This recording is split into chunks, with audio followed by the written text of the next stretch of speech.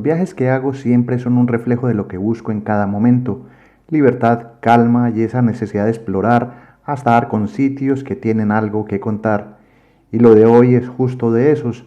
En 3 actos les voy a contar cómo es viajar por tierra desde Bosnia y Herzegovina a cruzar la frontera a Montenegro y llegar por fin a una de esas bahías que merece verse sin prisas: Kotor. Así que ajusten los espejos, que empezamos la ruta hacia un país nuevo. Sean todos bienvenidos.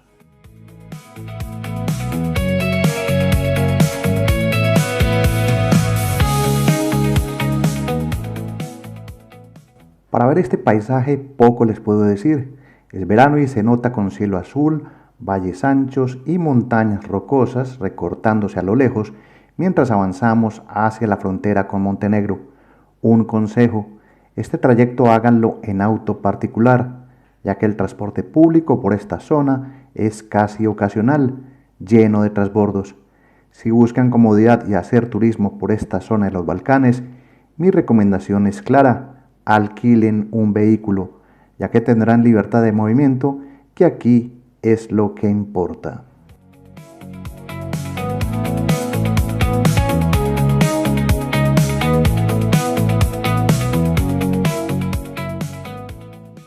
En esta primera etapa del viaje todo es un disfrute, un panorama agradable mientras circulamos por una carretera de solo 2 carriles, uno de ida y otro de vuelta.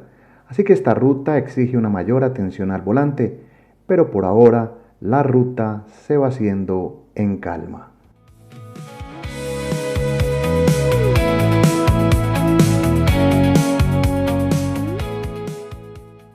Un segundo momento de viaje aparece justo al acercarnos al puesto fronterizo. Una fila de autos espera paciente, subiendo una pequeña pendiente. Por lo visto, la burocracia aquí aún respira hondo. Las referencias no son muy claras y la espera será de varios minutos.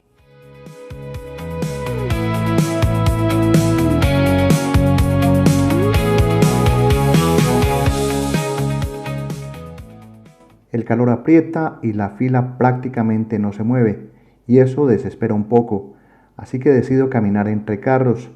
La fila supera ya el medio kilómetro, son las 11 de la mañana y quiero ver qué hay más allá de este límite. Aquí, en este rincón de Bosnia y Herzegovina, hay un sector que se autodenomina República Srpska, no reconocido internacionalmente, que si les interesa el tema, ya pueden encontrarlo antes en otras historias de Bosnia. Por ahora solo toca caminar y sentir esa extraña quietud en medio de la pendiente, como en un punto sin retorno.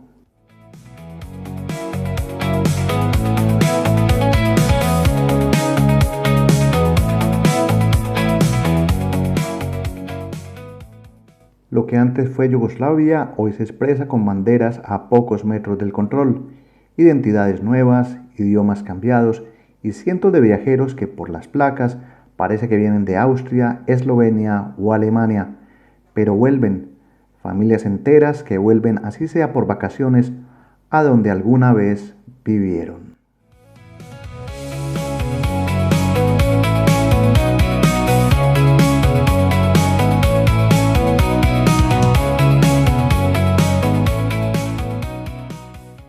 En medio del atasco debo citar algo desagradable: basura, y se encuentra mucha.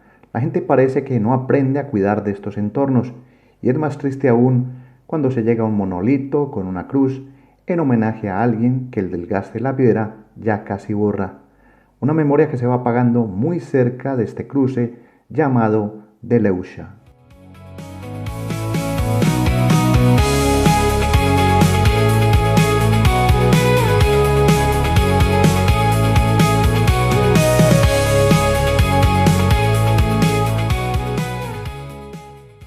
Por prevención, en la propia frontera no pude grabar mucho, pero tras casi 2 horas de espera, por fin entramos a Montenegro y aquí empieza el tercer acto. Nos quedan unos 80 kilómetros hasta la bahía de Kotor. El paisaje se vuelve más verde, con montañas empinadas, curvas que exigen precaución y que por momentos nos recuerda a Austria o Suiza, Pero no, esto es Montenegro, uno de los países más jóvenes de Europa, nacido en 2006 tras un referéndum. Apenas 20 años tiene este país.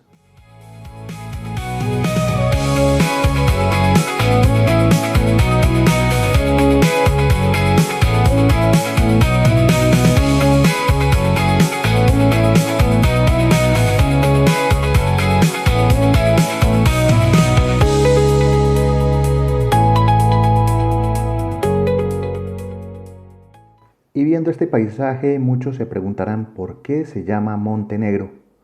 Pues el nombre viene de navegantes venecianos que veían desde el mar una densa y oscura vegetación de pinos cubriendo las montañas.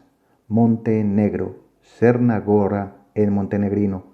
Y siglos después, esa esencia sigue intacta.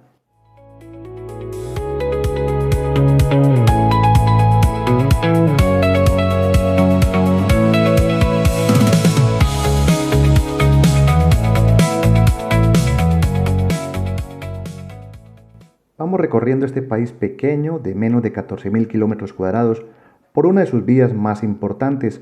Pasamos miradores donde con cuidado uno puede detenerse a observar naturaleza privilegiada. Cada curva nos acerca más al destino. Ya casi llegamos a un lugar que por su paisaje natural los va a sorprender.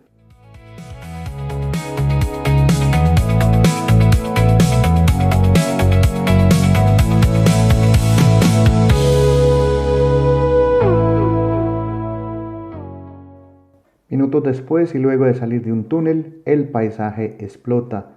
Desde las alturas se observa la bahía de Kotor, que se extiende como un fiordo gigante escondido en el sur de Europa. Montañas negras que parecen surgir del agua, abrazando el Adriático. Oficialmente hemos llegado, y créanme, esto no se cuenta solo en un capítulo. Sean bienvenidos a Montenegro.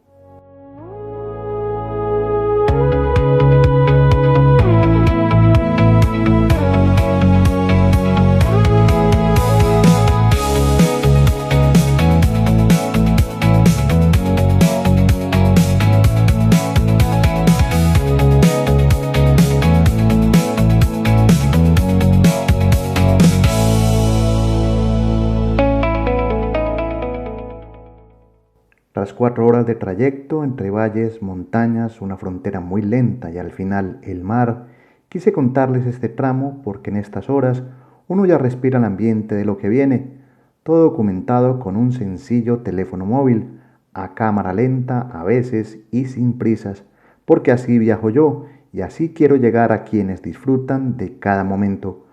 Con este panorama me despido por ahora. Mi nombre es Gustavo Carrasquilla Gómez y esto es Estado Natural Viajero, un canal que te lleva a descubrir en detalle ciudades y lugares que muy pocos se aventuran a explorar en profundidad. La aventura aquí, en la bahía de Kotor, en Montenegro, apenas empieza. Reciban un saludo, hasta pronto, chao.